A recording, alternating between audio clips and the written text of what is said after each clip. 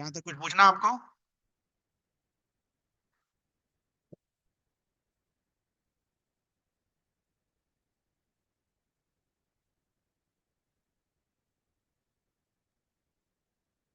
नहीं? आगे। Next section talks about equitable distribution of resources. What is the meaning of equitable?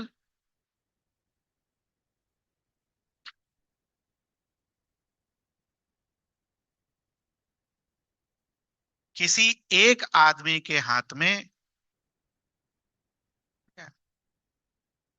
सारा पैसा concentrated नहीं होना चाहिए। ठीक है? जो भी रिसोर्सेज हैं, it should be distributed among each and every individuals. This is the meaning of equitable. Equitable का मतलब क्लियर है आपको? The question is why an equitable distribution of resources has become essential? Question mark. Why an equitable distribution of resources has become essential? So why it has become essential? What does NCERT says? Because for sustained quality of life, point number one, and second for global peace. Sustained quality of life and global peace.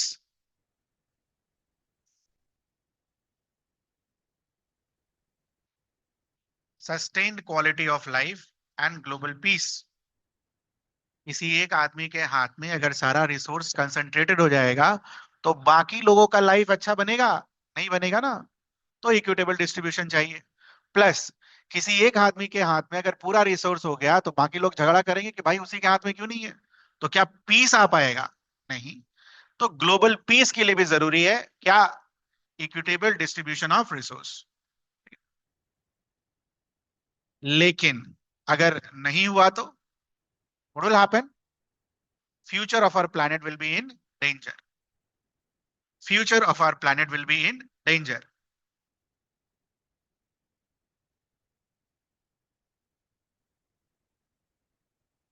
ठीक है? Next सवाल is why resource planning is essential for sustainable existence of all forms of life. Why resource planning is essential for sustainable existence of all forms of life. Why it is essential? मन का बात एकदम नहीं लिखना है बेटा। तो अगर आप देखो खासकर एनसीईआरटी को, एनसीईआरटी यहां बोलता है देयरफॉर। देयरफॉर मतलब ऊपर कारणों की वजह से ये होना चाहिए। ऊपर पर कितने कारण लिखे हुए हैं? एक, दो और तीन। 3 पॉइंट्स। आया हुआ सवाल है दोनों, ये 1 नंबर का और ये 3 नंबर का। आपको प्रीवियस ईयर क्वेश्चन में कोई दिक्कत नहीं होगा क्योंकि मैं सभी प्रीवियस ईयर क्वेश्चन अभी मार्क करके देते जा रहा हूं। दोनों आए हुए सवाल हैं।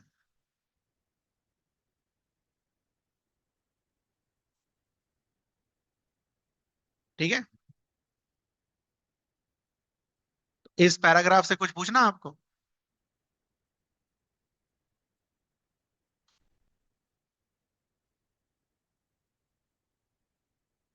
Next very important, you will get 1 question from this section. यहां पर भी है और ज्योग्राफी के दूसरे चैप्टर में भी है।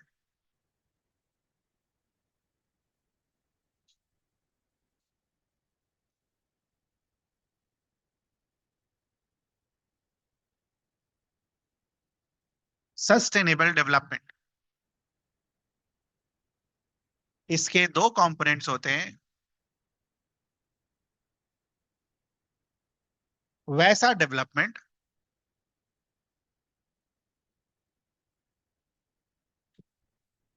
Which does not degrade environment, लिखा है सब किताब में, टेंशन नहीं लेने का। और second portion is very important, वैसा development which takes care of present as well as future generation। अब बच्चा लोग को ये लगता है कि सस्टेनेबल डेवलपमेंट का मतलब है कि भाई ये जो फॉसिल फ्यूल है, पेट्रोल, कोल, पेट्रोलियम, इन सब का यूज नहीं करना। पेट्रोलियम, कोल, गैस, ठीक है,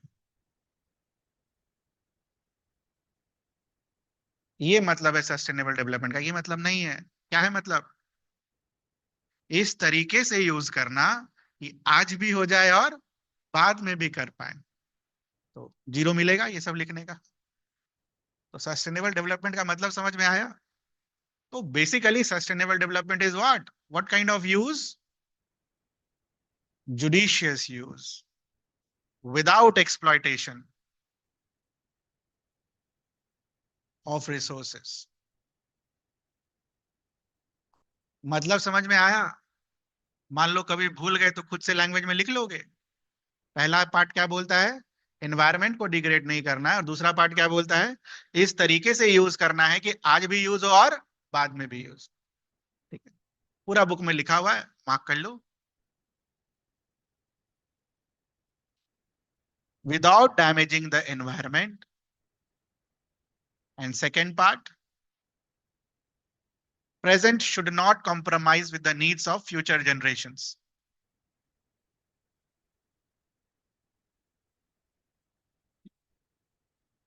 ध्यान रखिएगा, आज भी यूज करना है और बाद में भी यूज करना है। इस तरीके से जब आप यूज करते हो, डेवलपमेंट करते हो, तो that is called sustainable development.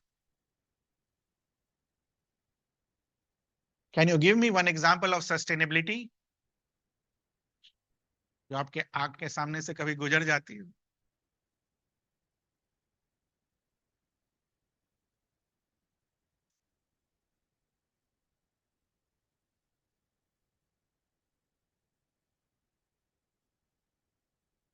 नहीं? E vehicles.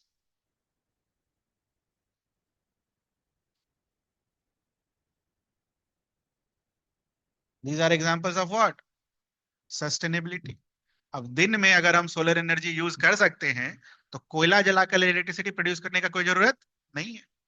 वो फ्यूचर के लिए छोड़ दो। हाँ, रात में हम नहीं कर सकते हैं तो रात में कोयला जलाओ और इलेक्ट्रिसिटी प्रोड्यूस करो। तो these are the examples of sustainability. आगे के चैप्टर्स में आएगा, तो जब आएगा तब लिख लेना, है ना? भी लिखना है तो आप यहाँ पर नोट करके लिख सकते हो। एग्जाम्पल अगर कोई पूछ दिया तो आप दिमाग में रहना चाहिए, क्योंकि सस्टेनेबल पे तो आएगा ही सवाल। एक सवाल आएगा, किस्मत बढ़िया रहा तो 5 नंबर का आएगा।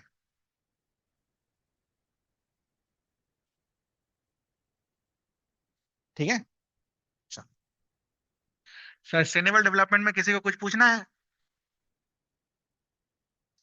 अब ये जो दो कहानी दी हुई है यहाँ पर, इस कहानी का जेनेसिस पीछे से हुआ है, तो पहले वो पढ़ेंगे, उसके बाद खोलो उसको। वो लिंक में है, अलग अलग नहीं है, ठीक है? पहले ये हुआ है, बाद में वो वाले दो पैराग्राफ्स हुए हैं। तो आप ऑर्डर में पढ़ना, जब भी आप पढ़ना बुक में, जब भी रिवाइज करोगे तो ऑर्डर में पढ़ना। ठीक है? तो पहला लाइन क्या बोलता है कि 1970s के पहले, है ना, 1950s 1940s में कंजर्वेशन ऑफ रिसोर्स नाम का कोई चीज नहीं हुआ करता था।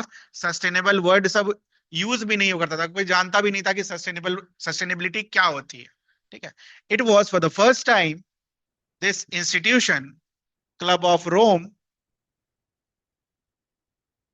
fought for what? Resource conservation for the first time। Mark करिए।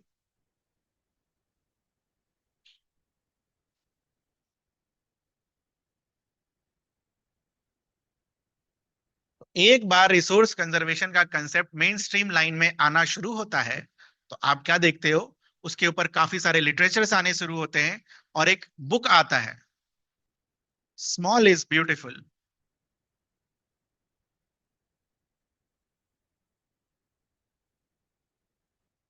This small is beautiful is based on what? Resource conservation. यहाँ पर गांधी जी का आइडिया लिया गया। गांधी जी का आइडिया क्या था? थोड़ी देर में पढ़ेंगे हम। तो स्मॉल इज ब्यूटीफुल एक किताब है जिसमें गांधीयन फिलॉसफी को यूज किया गया है। गांधीयन फिलॉसफी क्या है थोड़ी देर में आएगा। इसके बाद आगे चलते चलते आप क्या देखते हो, 10 साल 12 साल और बीतता है और एक कमीशन बनता है, ब्रंटलैंड कमीशन। ठीक है, 1987 में ये रिपोर्ट देता है, and it was for the first time इन्होंने ये वर्ड यूज किया था, सस्टेनेबल डेवलपमेंट। फर्स्ट टाइम 1987 में।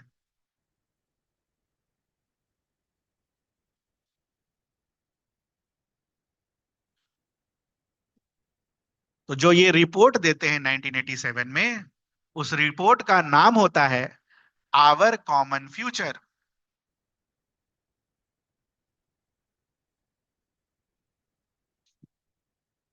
इस आवर कॉमन फ्यूचर जो रिपोर्ट है, उसी में सस्टेनेबल डेवलपमेंट का क्या होता है, जिक्र होता है। तो आपको ये याद होना चाहिए किसने पहली बार सस्टेनेबल डेवलपमेंट वर्ड यूज किया। Brundtland commission report of 1987।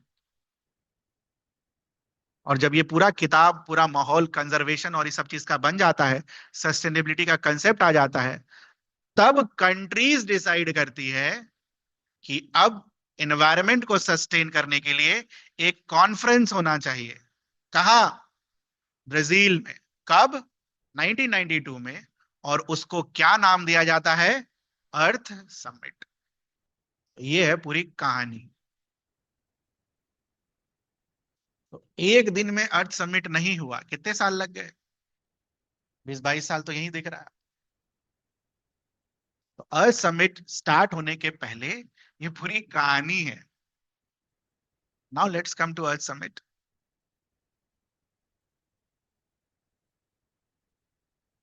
So what was earth summit of 1992? Brazil में, देखो फैक्ट जो है वो याद रखने हैं। ब्राजील में हुआ, रियो डी जेनेरियो में, जगह का नाम। इसको अर्थ समिट बोलते हैं, रियो डी जेनेरियो समिट भी बोलते हैं। और एक और नाम है इसका, शायद आपके बुक में दे रखा है, United Nations conference on environment and development. ये इसका एक्चुअल नाम है।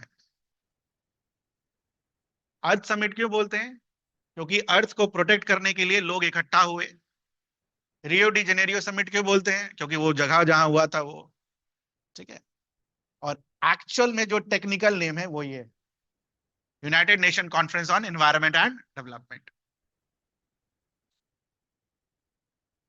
ठीक है। क्यों हुआ ये? To address the urgent problems of environment and socio economic development.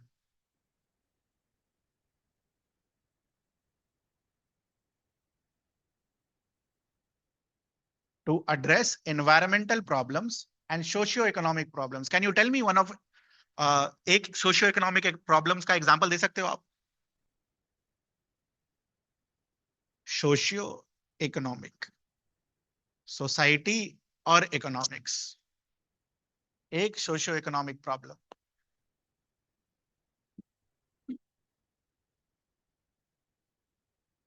अरे बहुत सारा socio-economic problem है यार, एक पूछ रहा हूं मैं।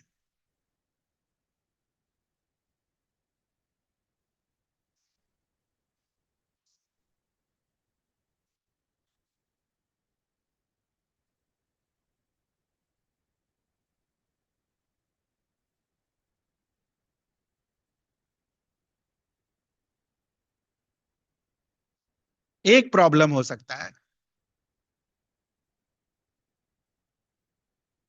Concentration of wealth in few hands.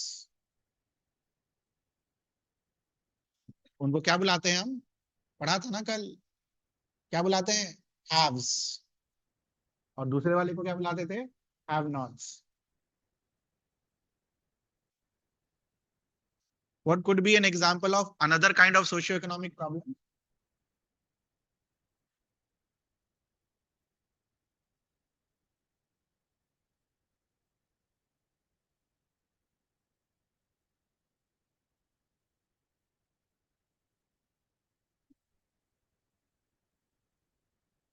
Rich becoming richer, जिसके पास पैसा है और पैसा होते जा रहा है। पुअर बिकमिंग पुअर, जिसके पास नहीं है और गरीब होता जा रहा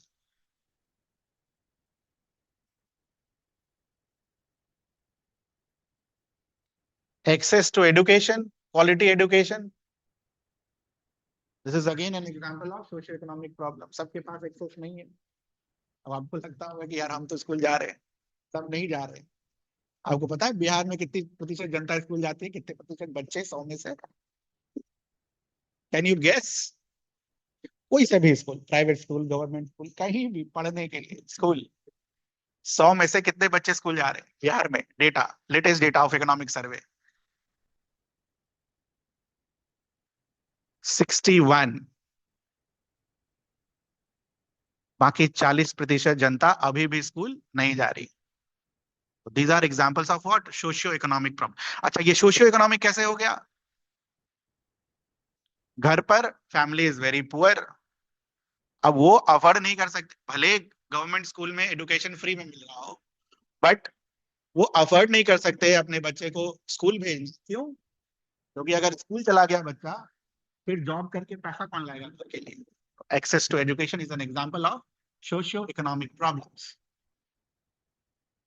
ये आपको इसलिए कहानी बताई जा रही है कि खाली यहीं पर नहीं है सोशियो इकोनॉमिक, ठीक है, ये इकोनॉमिक्स में भी आएगा, ज्योग्राफी में भी आएगा आगे चल के दूसरे चैप्टर्स में। इसलिए मैंने इसको अलग से लिखा सोशियो इकोनॉमिक, ताकि जब आप वो सारे चैप्टर्स आए, दोबारा मुझे ये सब बोलने की जरूरत है। डेमोक्रेसी में भी आएगा, सिविक्स में भी आएगा, तीनों चैप्टर्स में, हिस्ट्री छोड़ के तीनों में है सोशियो इकोनॉमिक प्रॉब्लम्स। ठीक है, तो ये जो एजेंडा था, इसके दो पहलू क्या थे?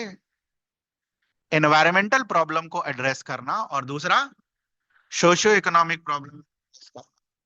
लोग बस खाली एनवायर अर्थ समिट को देखकर लोग को लगता है बस खाली environment, no it's not like that.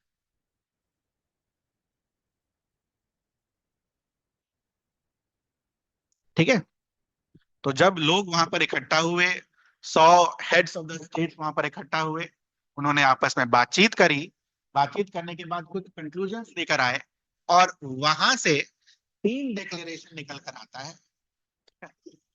एक क्लाइमेट चेंज पर,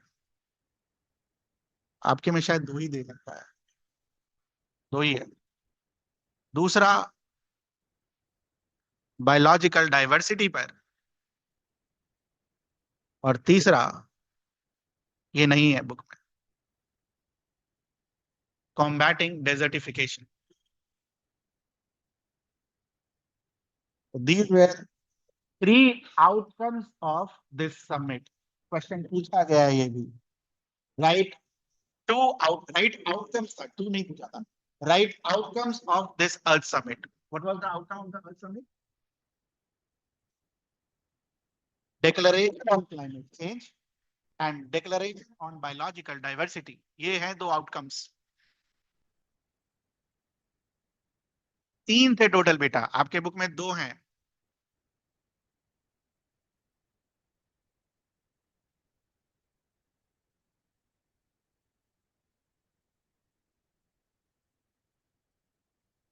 ये परेशान होने का जरूरत नहीं है, जो भी मैंने क्वेश्चंस बोले ना वो मैं सब लिखूंगा अभी। ठीक है, बीच में नहीं लिख सकते, फिर फ्लो टूट जाएगा। एक ही साथ पूरा पढ़ाना होता है ना। इन आउटकम्स के बाद वो जो ग्लोबल लीडर्स थे, उन्होंने और बैठकर चर्चा करी, और उस चर्चा का निष्कर्ष क्या निकला? 2 डॉक्यूमेंट्स आए, फॉरेस्ट प्रिंसिपल्स और agenda 21। What was forest principle? नहीं है बुक में, खाली एक बार सुन लो, पहली और आखिरी बार। 15 सेट ऑफ प्रिंसिपल डिफाइन किए गए, ठीक है, कि किस तरीके से हमें अपने फॉरेस्ट को क्या करना है, कंजर्व करना। 15 non binding principles. Non binding का क्या मतलब हो गया? कंट्री उसको एक्सेप्ट भी कर सकता है और कंट्री उसको एक्सेप्ट नहीं भी कर सकता। Second document was agenda 21। Agenda 21 में 21 stand for 21st century. Agenda 21 में ये बोला गया कि 21st सेंचुरी में डेवलपमेंट किस तरीके का दिखना चाहिए, ठीक है, उसके रिगार्डिंग यहाँ पर लोगों ने सिग्नेचर्स किए, के रिगार्डिंग लोगों ने यहाँ पर कदम उठाए। एजेंडा 21 क्या है? एजेंडा 21 क्या है? Document which is related to 21st century development. 21st century का डेवलपमेंट कैसा होना चाहिए, that is recorded where in agenda 21। तो ये दोनों क्या थे? दो documents. These were not the outcomes.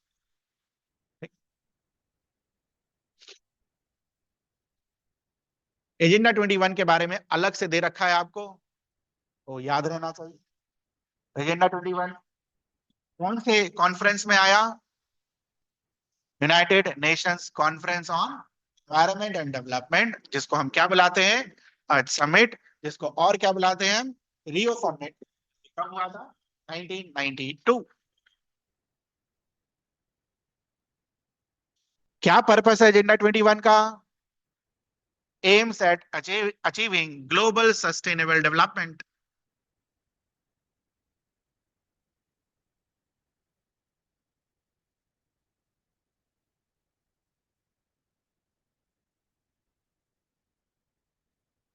One major objective. क्या है major objective? Every local government should draw its own local agenda 21। ऐसा क्यों?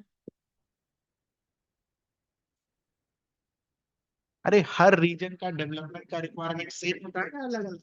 अलग अलग। तो अगर अलग अलग है, सारे लोकल गवर्नमेंट को क्या करना चाहिए? अपना खुद का एजेंडा 21 क्या करना चाहिए? बनाना चाहिए। तो ये तीनों जी चीजें जो अभी आपने करी, इन तीनों को पढ़िए एक बार एक साथ। पहले यहाँ, फिर ऊपर, फिर नीचे। कोई डाउट हो तो बताइए। ये एक साथ ही करना होता है बेटा।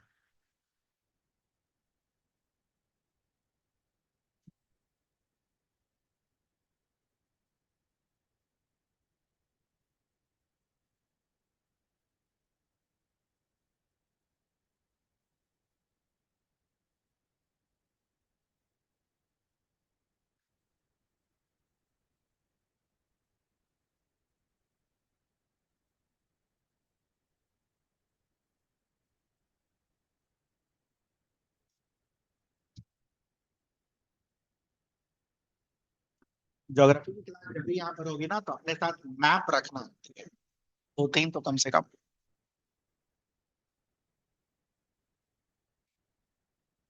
पढ़िए जल्दी से।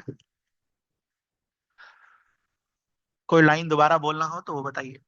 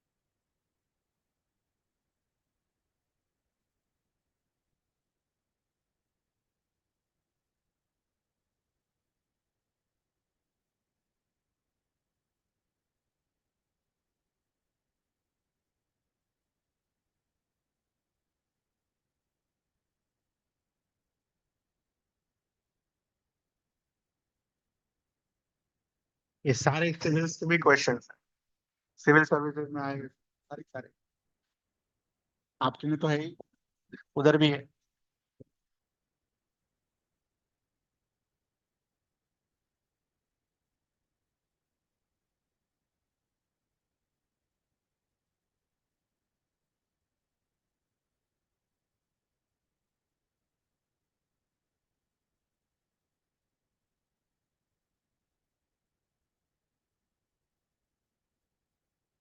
मैथ्स का टेस्ट थर्ड में को होगा।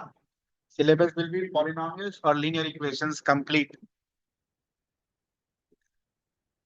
मैं सोच रहा हूँ 3 घंटे का पेपर हो, पूरा फुल। 20 ऑब्जेक्ट है, 5 2 नंबर वाले, 6 3 नंबर वाले, उसके बाद 4 5 नंबर वाले, और जैसे होता है वो 38 38। समय मिलेगा आपको 2.5 घंटा।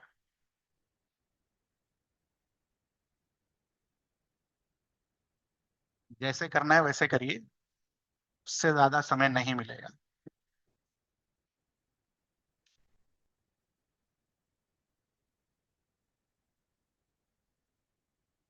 थर्ड में आई थिंक संडे, जो भी हो, सेकंड या थर्ड जो भी दिन हो, तो संडे को एग्जाम होगा। सब्जेक्टिव।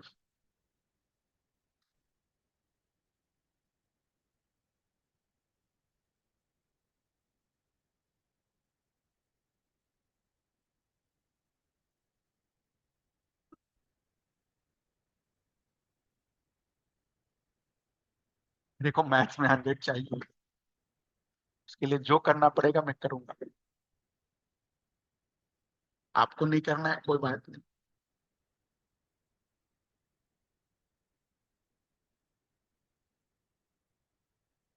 हर हाल में चाहिए 100, चाहे जो हो।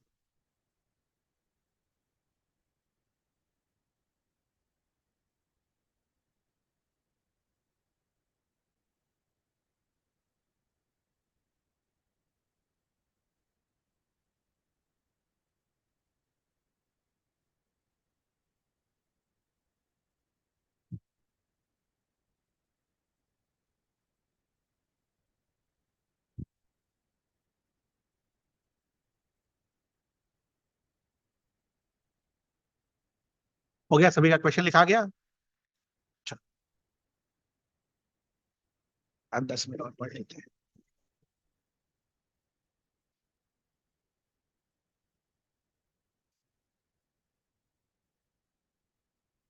ऑनलाइन वाले आपका नहीं लिखा था, आप स्क्रीनशॉट ले लेंगे,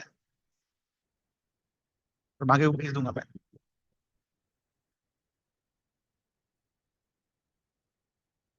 next section is resource planning. Question लिखो, 5 नंबर का आया हुआ। Why resource planning is widely accepted strategy for country like India? Why resource planning is considered widely accepted strategy for country like India?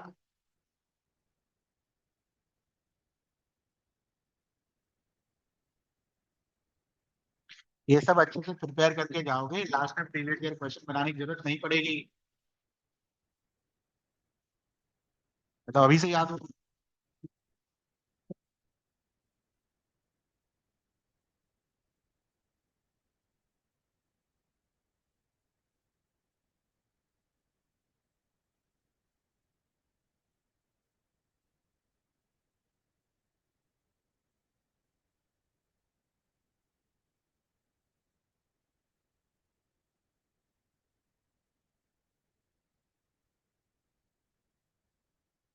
So why it is considered for India?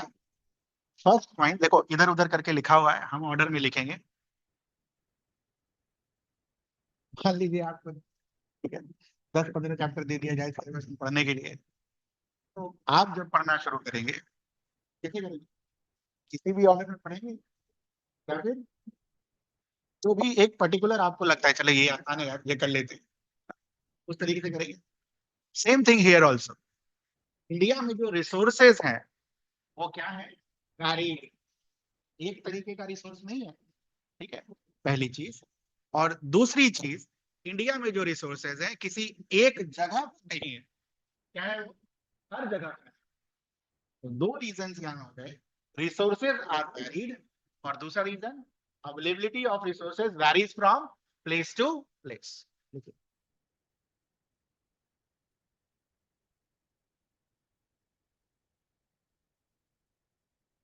को और कैसे लिखता है लोग? Diversity of resources.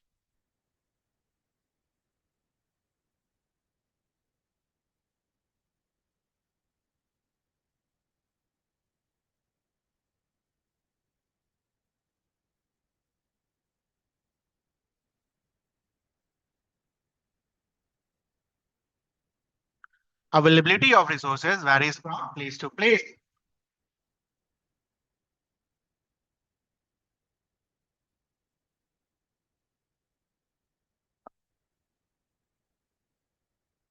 अब बाकियों की तुलना में, जैसे मान लो रशिया हो गया, चाइना हो गया, हमारे पास रिसोर्सेज क्या है? अबंडेंट है या लिमिटेड? लिमिटेड।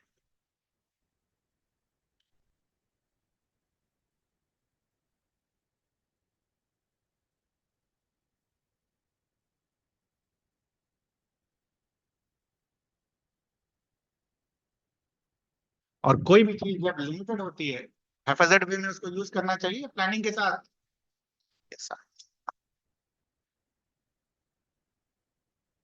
एनसीईआरटी में यही 3 पॉइंट दिया हुआ है बस, और 5 नंबर का सवाल लिखना है। आई होप सबको ये तो कम से कम पता है, एसएसटी में जब 5 नंबर का सवाल आता है लिखने के लिए, तो एग्जामिनर को 1 2 3 4 5 करके 5 पॉइंट्स दिखाने होते हैं। पता है इतना? नहीं पता है तो पता हो जाना चाहिए। 5 पॉइंट्स अगर नहीं दिखा उनको, 4 ही लिखा अगर आपने, तो नंबर कितना मिलेगा? 4। भले आपने उसमें सब लिख दिया, आपने अगर 3 ही लिखा तो नंबर कितना मिलेगा? 3। भले आपने उसमें सब लिख दिया, तो एग्जामिनर को 5 दिखाने हैं तो दिखाने हैं, चाहे जैसे दिखाओ। तो चौथा और पांचवा आप खुद से बनाएंगे, और क्या कर सकते हैं? या तो खुद से बना के लिखिए, या फिर अगर आपको ये याद आ जाता है कि रिसोर्स प्लानिंग में आपने और क्या क्या पढ़ा है, तो आप यहाँ पर उसको इंक्लूड कर, क्या क्या इंक्लूड कर सकते हैं पहले पढ़ लेते हैं, उसके बाद समझ में आएगा कि क्या इंक्लूड कर सकते हैं। ठीक है? तो इंडिया के बारे में अलग तरीके से भी दे रखा होता है, क्या? कि कुछ रीजन्स ऐसे हैं जो कि रिसोर्स में क्या है, रिच। कुछ रीजन ऐसे हैं जो कि रिसोर्स में क्या है, डेफिशिएंट। ठीक है?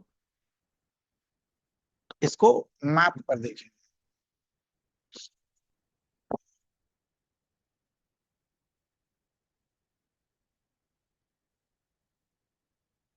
फॉर एग्जाम्पल, अगर मिनरल्स और कोल डिपॉजिट के लिए अगर हम जाए, these are the states for what, rich.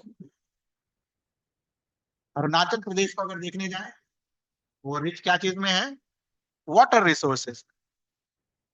तो यहां से हम एक चीज कंक्लूड कर सकते हैं कि कुछ स्टेट्स कुछ रिसोर्सेज में रिच होते हैं, लेकिन एट द सेम टाइम किसी दूसरे रिसोर्सेज में क्या होते हैं वो, poor. For example, same Arunachal Pradesh is poor in what, infrastructural resources. वहां पर ये सारे एग्जाम्पल आपके बुक में लिखे हुए हैं, सब माफ कर लेंगे। अब बस खाली मेरा मेन मकसद ये है कि कम से कम जिनको स्टेट याद ना हो, साइड में कम से कम स्टेट तो याद हो जाए, कि मध्य प्रदेश यहाँ ऊपर पर नहीं है, यहाँ बीच में है ना, छत्तीसगढ़ ये रहा, ये नीचे नहीं है छत्तीसगढ़, झारखंड ये रहा, तो स्टेट याद करने का। ठीक है? अरुणाचल प्रदेश किधर है? इधर। ठीक है? नेक्स्ट एग्जाम्पल उन्होंने राजस्थान का लिया है, तो Rajasthan is rich in what, solar, poor in what, water.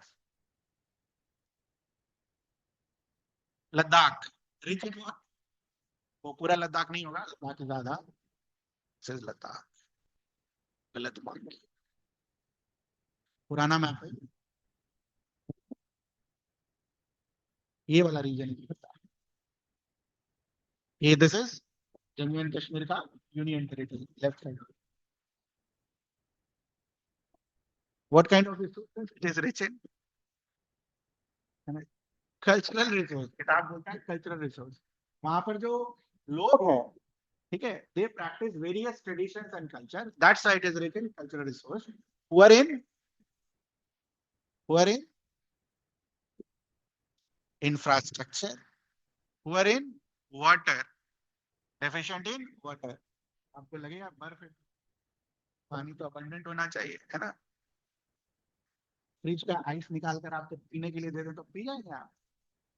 तो पानी और आइस में क्या है, फर्क होता है। साल भर अगर पानी जमा रहे तो पानी का क्या है वहां पर, कमी। Deficient in water, infrastructure and vital minerals. तो ये तीन चार एग्जांपल से आपने ये एस्टैब्लिश किया कि इंडिया में रिसोर्स प्लानिंग होना काफी जरूरी है, क्योंकि हर जगह इन अमाउंट ऑफ रिसोर्सेज मौजूद नहीं है। यही चीज मैं आपको समझाने की कोशिश कर रहा था। एनसीईआरटी तो 3 पॉइंट लेके निकल गया और आपसे 5 नंबर का सवाल पूछा सीबीएसई ने। हम क्या करेंगे यहाँ पर, फॉर एग्जाम्पल इसको करते हैं क्वेश्चन मैनेज का। एनसीईआरटी का भी हो गया और काम भी निकल गया, ठीक है। अरुणाचल का एग्जाम्पल लिख दीजिए, आप राजस्थान का एग्जाम्पल लिख दीजिए, लद्दाख का एग्जाम्पल लिख दीजिए।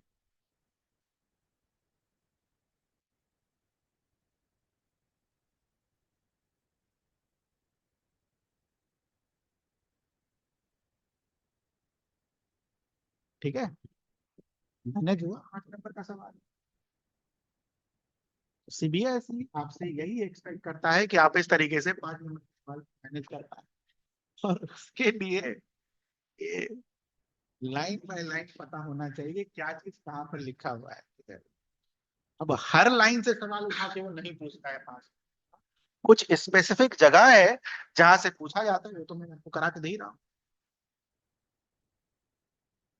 जैसे ये एक था, पता होना चाहिए कैसे मैनेज करें। एक क्वेश्चन हम कर लेंगे, कभी कभी यही क्वेश्चन आप, why resource planning is considered widely accepted strategy in India, explain with the help of examples. कितने एग्जांपल हैं, एग्जांपल खाली टिक कर लीजिए।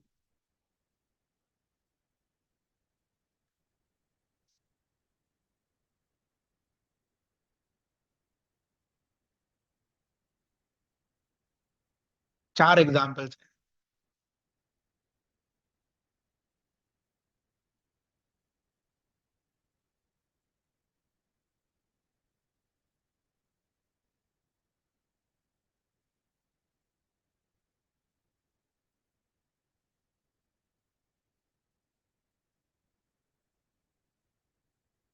एक बार ये भी सवाल पूछा गया है, why balanced resource planning at the national, state and regional and local levels is important। why, क्यों जरूरी है।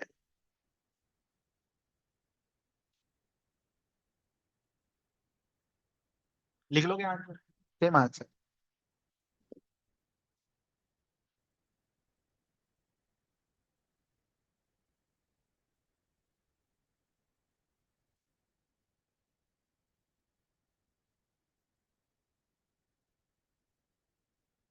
ठीक है, it's a very important paragraph.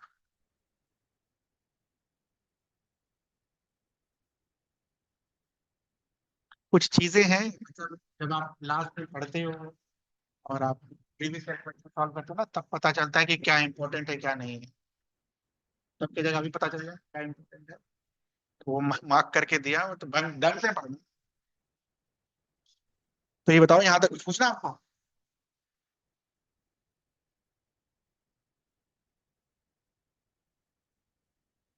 यहाँ तक कुछ पूछना है जो मैंने अभी बोल दिया। 2 दिन में 3 पेज हुआ है बस, ठीक। बाकी कल देखा जाएगा, ऑनलाइन वाले दोबारा ज्वाइन कर लीजिए। कुछ पूछना हो तो बताओ, किसी को भी ऑनलाइन बच्चे आपको।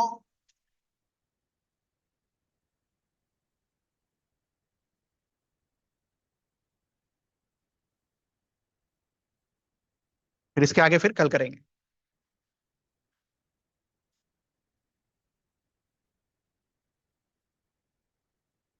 ऑनलाइन वाले दोबारा ज्वाइन कर लीजिए।